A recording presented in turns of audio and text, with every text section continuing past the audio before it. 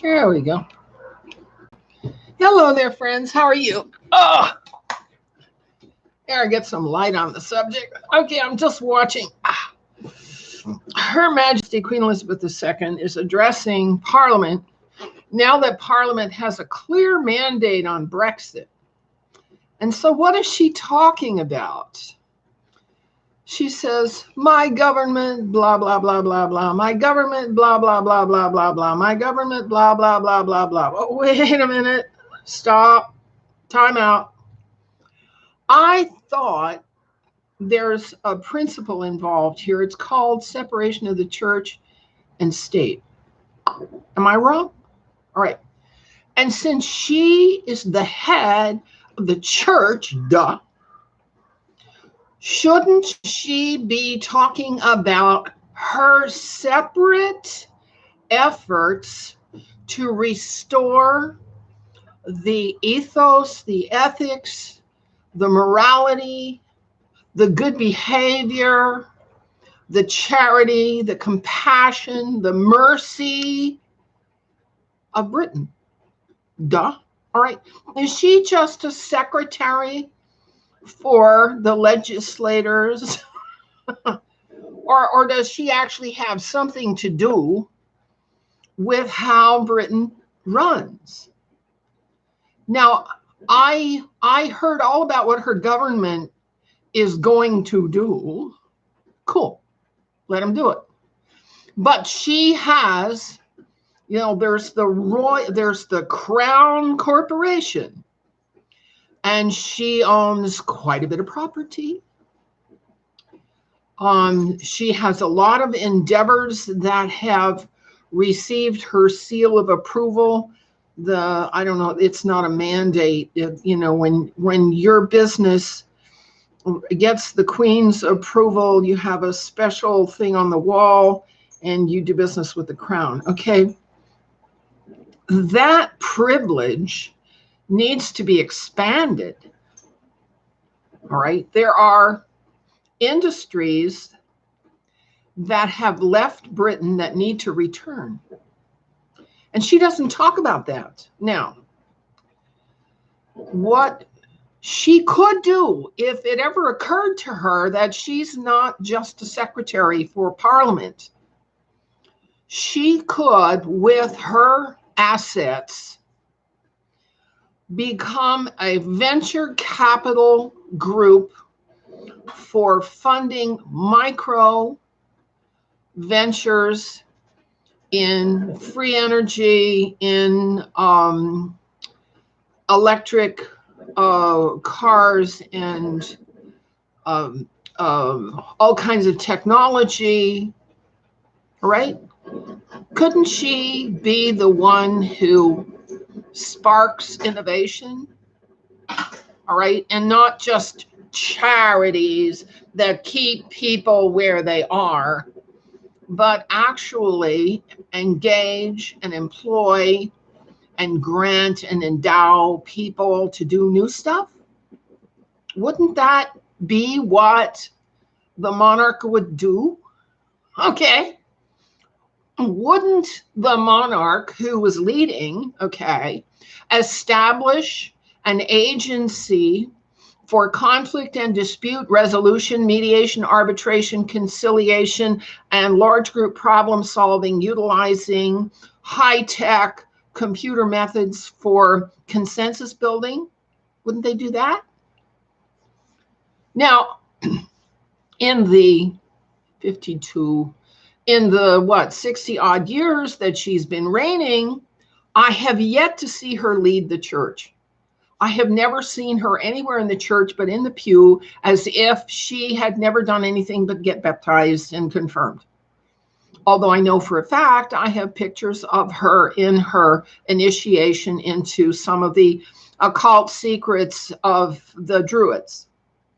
So she's not just a Christian. You know that, and I know that. And it's okay to not just be a Christian, particularly when the monarch constitutes the covenant of the patriarch Jacob and the stone of Scone and the Celtic culture, which is Hebrew Jewish, duh. Okay? So where is her leadership in the church? Now, the archbishop in the days of the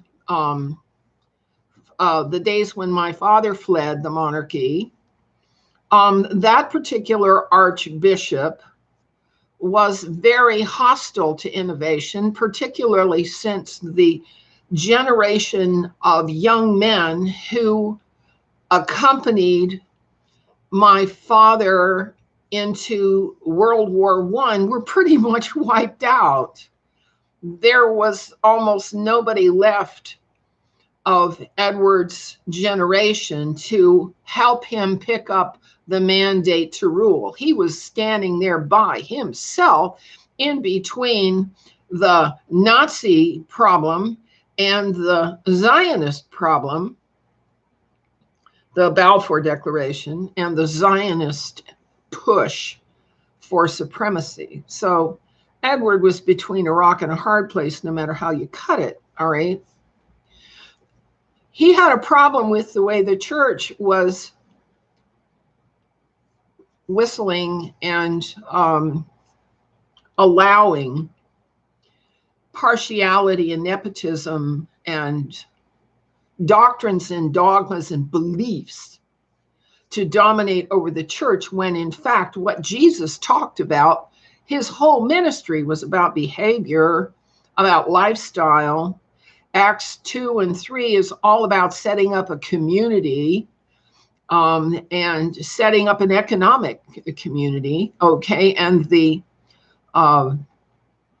monasteries and convents that King Henry VIII destroyed, it was 800 monasteries and convents across Britain that Henry VIII destroyed. He destroyed a whole economy, a whole sharing economy, a whole barter system.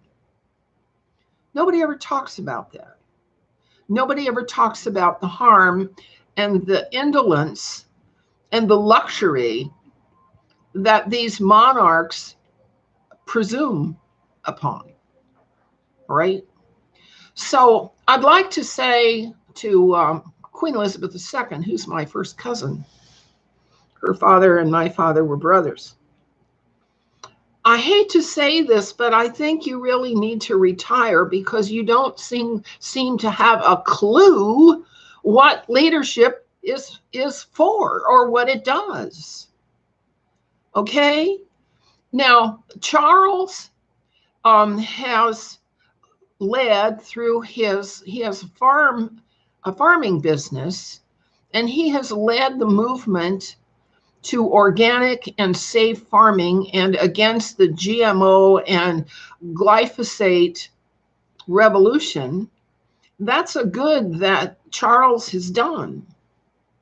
I don't know if he's done anything else, but that's really, Highgrove is really very impressive. And it's initiating a movement that is essential to the survival of Britain as a whole. Okay, survival's an issue. Pollution's an issue, all right? And population reduction by the Illuminati is an issue. Come on, let's talk about what's an issue. You know, I hate to see rich people get indulged and pandered to when there's so many problems that can't just be fixed by a belief in conforming to an ideology. Come on, let's get real. All right, so you have a nice day, and you guys can just laugh at me all you want.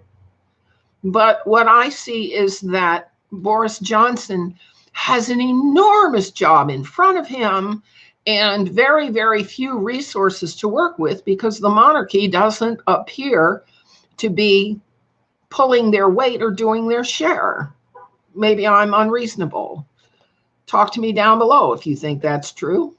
This has been Emily Windsor Craig, and thank you for stopping by. Bye-bye.